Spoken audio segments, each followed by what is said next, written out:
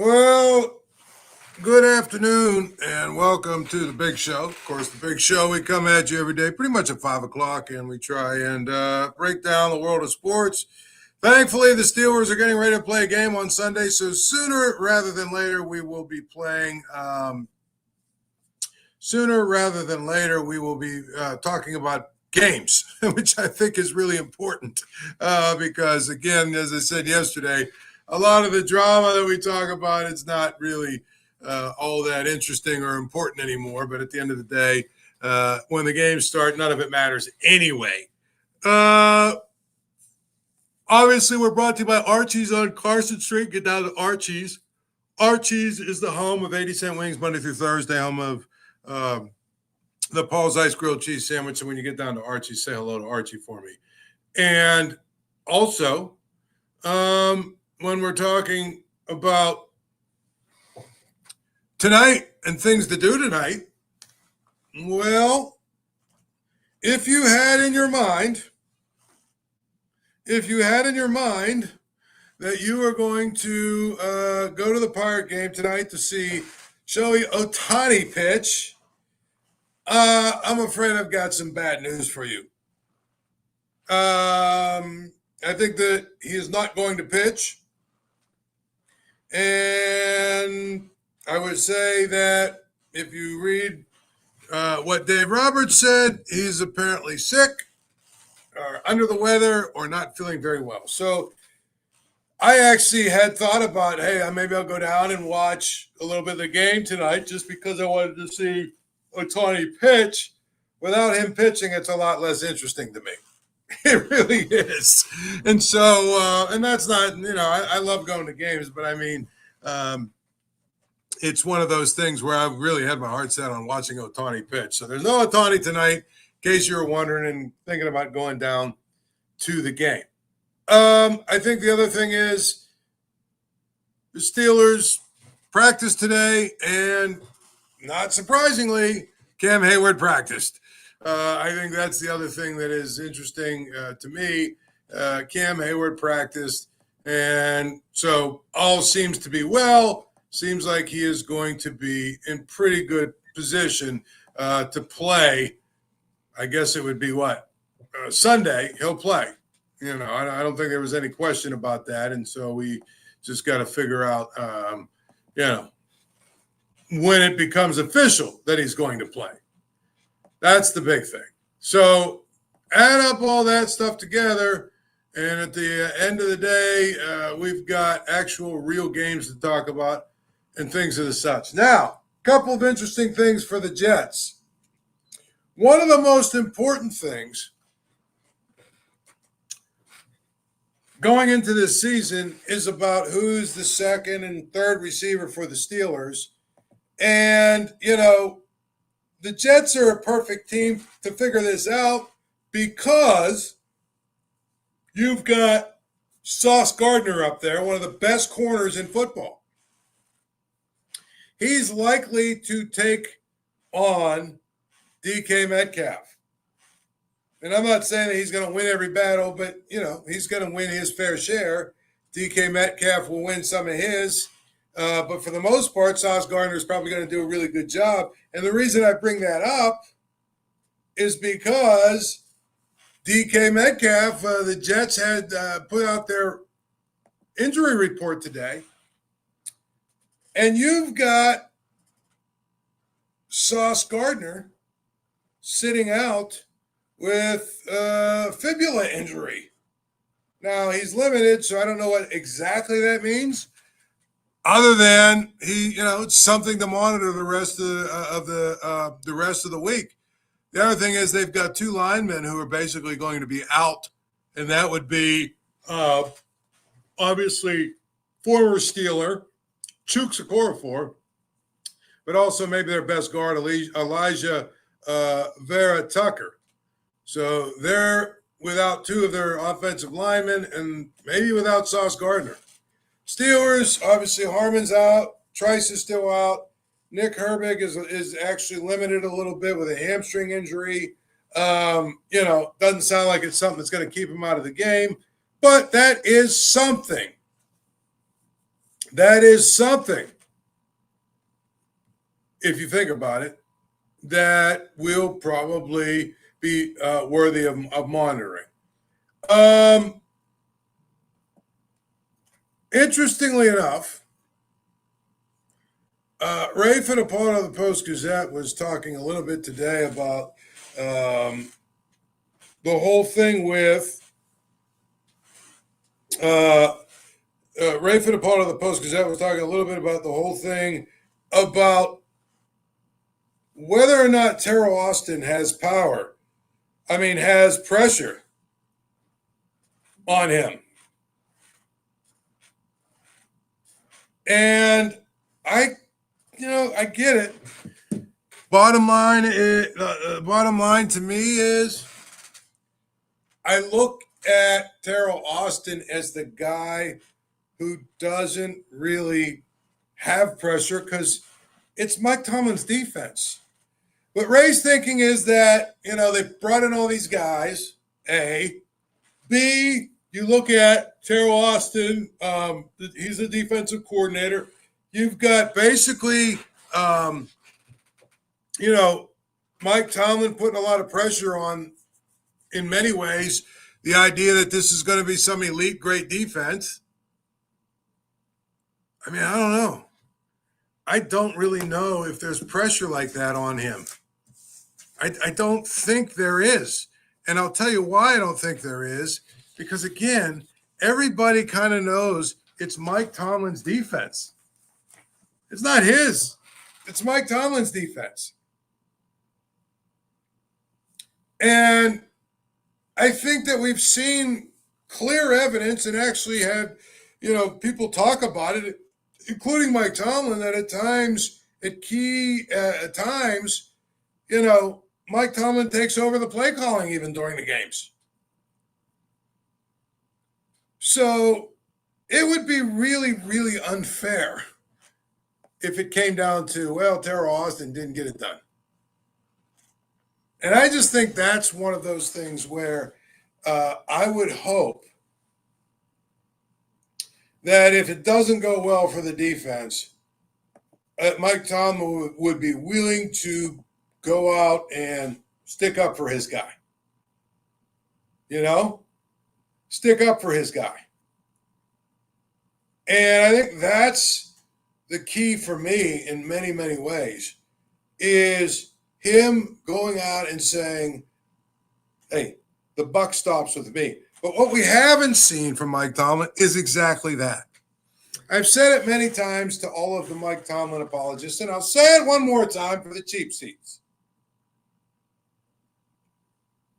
That Super Bowl that he won is ancient history, okay? And while you can say whatever you want to say about the last 8 seasons, not winning a playoff game, right? There's various reasons, maybe a couple of injuries, and here's the truth. And I mean this. They have changed general managers and really the whole entire front office in many ways. They have changed the coordinators on both sides of the ball, at least, twice on defense and at least 3 times on offense. They've changed assistant coaches up and down the building. They've changed quarterbacks. They've overhauled their roster to the point where, probably from 8 years ago, there's only a couple of guys left. They've had 8 draft classes. There's only been one constant. There's only been one constant, consistent thing through these last 8 seasons, and that's Mike Tomlin. So at some point,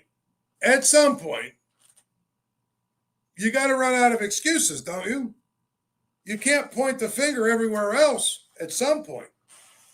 And I think that's always the key to me. Figure out in so many ways what it is that you're doing, right? And how you're doing it. But don't throw people under the bus. So Teryl Austin, to me, is probably a guy who he has almost no pressure on him, does he?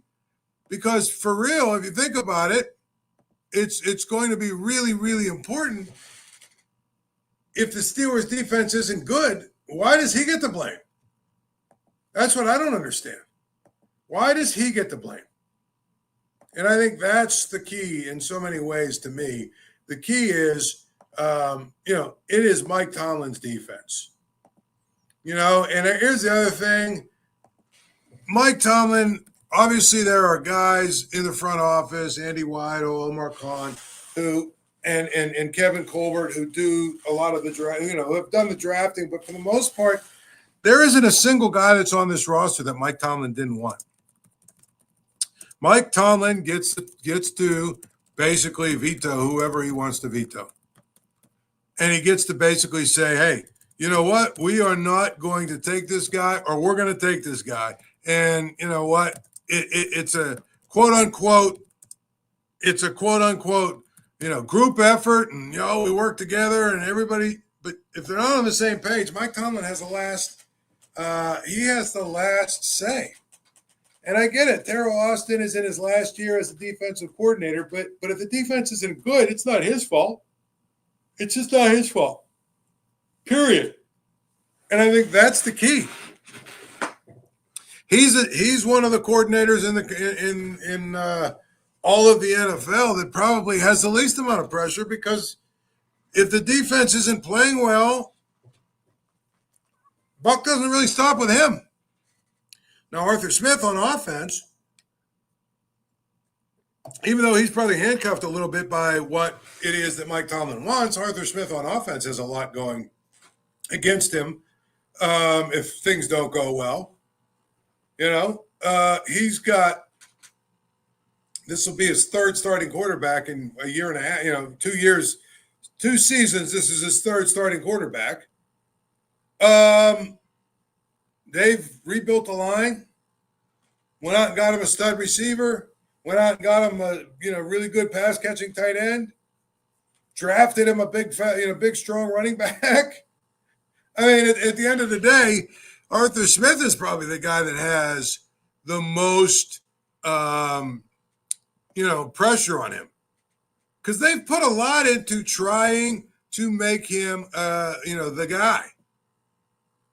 And it just hasn't worked for him. Seriously.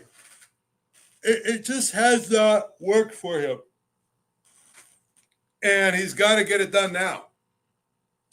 And he's got to figure out what to do now. That's the biggest thing to me. So I feel like, we can talk about coordinators on the hot seat. It has to be Arthur Smith and not Teryl Austin. Because Teryl Austin is a guy who is just kind of taking marching orders and doing what he's told.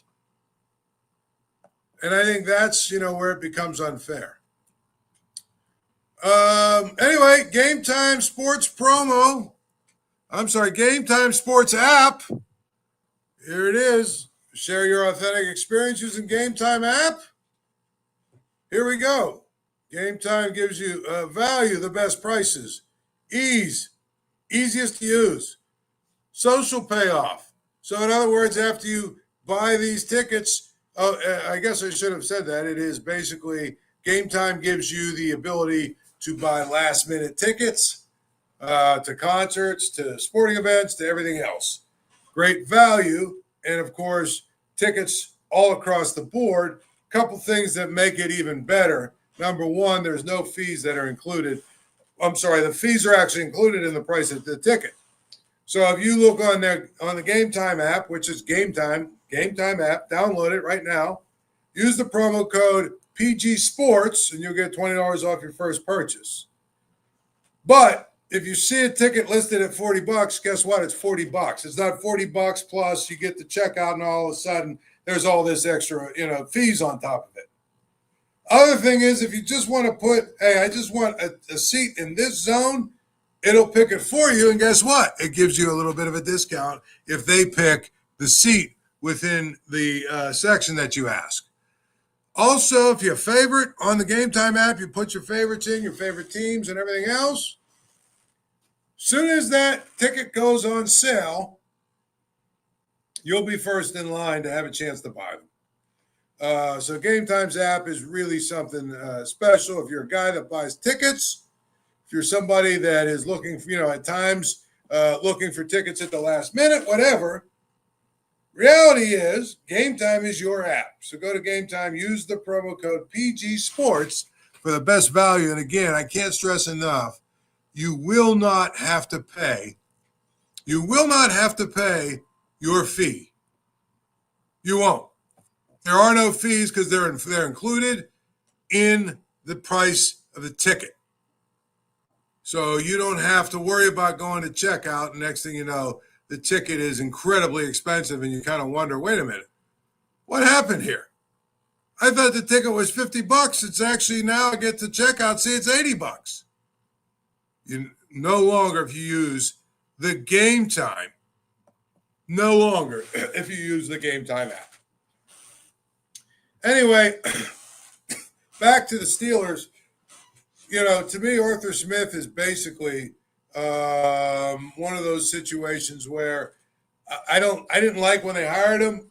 I don't like what I saw last year from him. I worry what he's going to do this year. I do.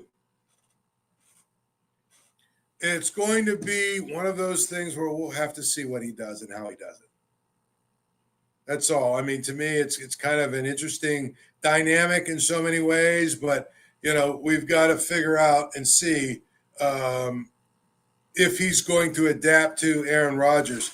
I was talking the other day to somebody, and they were asking me about it, and I said, I really, really think that Arthur Smith is probably going to try and, sort of reel in Aaron Rodgers. And I don't know if it's going to work very well. I just don't. And I think that's going to be the interesting thing to me.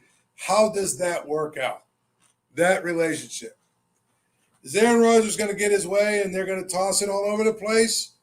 Or is it going to be 3 yards in a cloud of dust, which is sort of what Arthur Smith would like. Period. I think that's the thing I look at from a situation of if it doesn't work, I think all three of them will be gone because I think Tomlin will be gone. Maybe not fired, but I think he might step down or move on or, kind of do one of these things where they mutually agree to part ways and then he goes and, takes a job somewhere else. So it's going to be interesting, again, once the games begin, which thankfully is Sunday, to see how it all works out. But if you're asking me, who do I think is going to be, the coordinator that's under the spotlight, it'll be Arthur Smith because their offense got to get better. They got to get a lot better on offense than they are right now. And that's, to me, where we're at, honestly. And so I just think that it's always important, for people to note that when you have a team that hasn't won a playoff game in a while, like the Steelers, I think everybody's on alert. Honestly, I think everybody's on alert, and that's going to be always the the thing that people will monitor and watch. And I think that it's going to be interesting just to see how it all adds up and comes together. Now, the one thing I will say, there are a lot of people that don't like the Jets, and they don't think they're very good. And clearly they're probably not very good, but maybe they are. That's the interesting thing. Maybe they are. Because I think that it is almost a situation there. I look at their roster and I don't actually hate their roster. I actually don't hate their roster. I don't think that they're as bad as people are going to think they are or say they are. And I think that, honestly, I think Justin Fields will be fine. I don't think he'll be great, but I think he'll be fine. Right? I think he'll be fine. I don't think he'll be great, but we saw last year he can be effective. I think that obviously Aaron Glenn will probably be far more, organized kind of coach. I think he's got good assistants. I think they've got good players. So I'm just cautioning you. I think a lot of people believe that the Steelers are just going to basically waltz in and win a game against the Jets and all will be well. I would be very, very careful with that because I think the Jets are better than you think they are. And I think that's the key in many ways for the Steelers to get off to a good start is, you want to win a game against the Jets. By the way, game's always on at Archie's. Get down to Archie's. Archie's, home of 80-cent wings, Monday through Thursday, home of the Paul Zeise grilled cheese sandwich. And you get to Archie's, tell Archie I said hello. We are also going to have another college football weekend where around here is going to be awful. It's awful. Pitt's playing Central Michigan, right? I think West Virginia. Who's West Virginia playing? Kent or Akron or somebody like that? Let me look it up. I'm pretty sure it's one of those kind of schools that they'll probably win going away. Ohio. I'm sorry, they're playing Ohio U, and Penn State is playing an airport, Florida International. Get used to it because it's the wave of college football. It's where college football is headed. The ACC would like to play 9 conference games. If they do that, you'll have even less of these Power 5 versus Power 5 matchups. It's the excuse that Penn State uses, Indiana apparently uses, a number of the SEC teams. Well, we've got to play 9 power conference teams. So, we shouldn't really have to play another one in a non-conference, which is silly, but it's true. That's sort of how they go. And I don't like it. I don't like college football from that standpoint because I think there's just too many games in the first 3 weeks of the season that are just really not all that interesting at all. And for Penn State, I think they play Oregon in like about the 6th week or something like that. But until then, they're just going to play blowout after blowout after blowout. I mean, if you look at Penn State, they're going to be, let's see. This week again, they play an airport. They play Florida International. Oh, then they play Villanova, which, okay. Then they play Oregon. And if they, beat Oregon, then they play UCLA, Northwestern, Iowa. Then they got Ohio State. And other than that, basically they've got a two-game season in so many ways. Ohio State and Oregon. That's it. So to me, I feel like when you look at it, college football's got a problem right now, and that is that everybody's trying to figure out how to get out of playing really good non-conference games, which means we have a whole bunch of weekends like this where we're watching a bunch of teams that we just don't care about, period. And I think that's where, it comes from that standpoint. That's where it comes. So I think that we just have to basically hold the fort here for a couple. I think Pitt and West Virginia play next weekend, so that should be okay. But that's what's going on with college football. Baseball, like I said, Ohtani is not going to pitch tonight, right? And because he's not going to pitch tonight, makes the game a whole lot less interesting. I know the Pirates played really well last night. They won, and it was great. And it's fun, and they beat up who they played the Dodgers and all that other good stuff. But I just don't care at this point. And I don't think most people do. They're playing a game. They're playing games that don't matter. There are people talking about, they're 14-9. If they go 14-9 in September, they'll have 76 wins and all this other stuff. Who cares? The season was over in May. And I think one of the other things is if you really, really, take a step back and look at it, we do this dance almost every year where there's a late season surge of some sort. And it's like, they're going to look what they're doing here. They're doing well.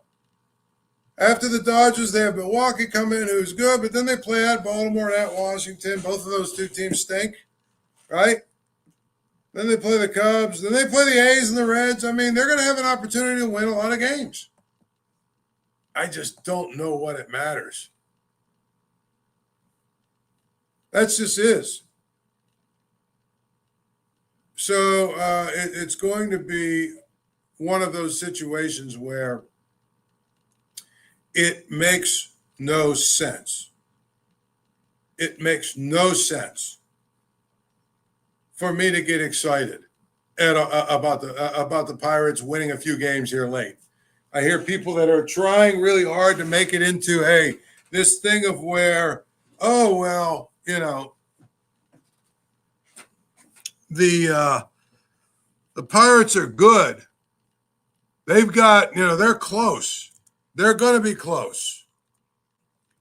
And I don't know, man. I don't go for that at all.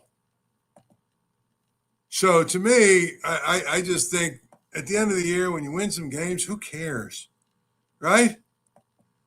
Anyway, are you having trouble finding the right people to hire? Tired of sorting through endless resumes? Well, the future of hiring looks much brighter because ZipRecruiter's latest tools and features help speed up finding the right people for your roles. To save valuable time, now you can try ZipRecruiter for free at ZipRecruiter.com/audio. With ZipRecruiter's new advances, you can easily find and connect with qualified candidates in minutes. See a candidate you're really interested in, you can unlock their contact info instantly. Use ZipRecruiter and save time hiring. 4 out of 5 employers who post on ZipRecruiter get a quality candidate within the first day. If you go to ZipRecruiter.com/audio right now, you can try it for free. Again, ZipRecruiter.com/audio. ZipRecruiter, the smartest way to hire. Circling back to the Steelers real quick, I look at their matchup this week with the Jets. You know, we went over it with Sauce Gardner. It looks like he might be actually a little bit banged up, and if he is, that probably changes a lot because his goal or his job was going to be to follow DK Metcalf around. But if he's hurt, right, then it's different. But I wanted to see, okay, a team has a guy like Sauce Gardner. They're going to try and take Metcalf away. Who is the other guys that are going to step up? Who are the guys that are going to make it work? Who are the guys that are going to be the second, third, and fourth options that actually help the Steelers, move the ball down the field?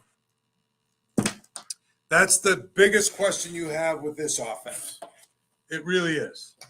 And I think that's where we're at when it comes to the Steelers this week and the Jets. I think, I was interested in that matchup, but if it's not going to happen, it changes the dynamics of the game. Again, I'm not saying the Steelers are going to lose to the Jets, but I think that the Steelers, in some ways, are probably going to be in for a much tougher game than people think. That's the key to me. I think you should be very, very careful if you're one of these people picking the Steelers to win big, win easy. I would be very careful with that because I just think they are probably playing a team that's a little bit better than you think, period. And I think that's where we're at with it, honestly. So it's going to be a great week. Nick Herbig is the one you want to watch because he's been a little bit limited. Other than that, it looks like the Steelers are really, really healthy. Cam Heyward is practicing, so, that means he's probably going to play. I mean, we are actually here now. We are actually at a place where we're talking about football. We're actually at a place where we're talking about the Steelers and the fact that they're getting ready to play a game. So all of this stuff that we've talked about for months and months and months and months, well, it all goes away. And let me say this. I've heard a lot of people say that, they're angry at Cam Heyward. They're angry at TJ Watt. They're greedy. They're this. Time out. Here's what I'll tell you. Okay? They will be cheered the first time they make a big play. against Seattle or whoever else. So, at any rate, we will do it again tomorrow. Thanks for jumping in and tuning in. And till then, have a good day. Thank you for checking out this content from Post-Gazette Sports. If you watch this video on YouTube, please like the video and subscribe to our channel. For all of the sports coverage the Post-Gazette has to offer, visit post-gazette.com.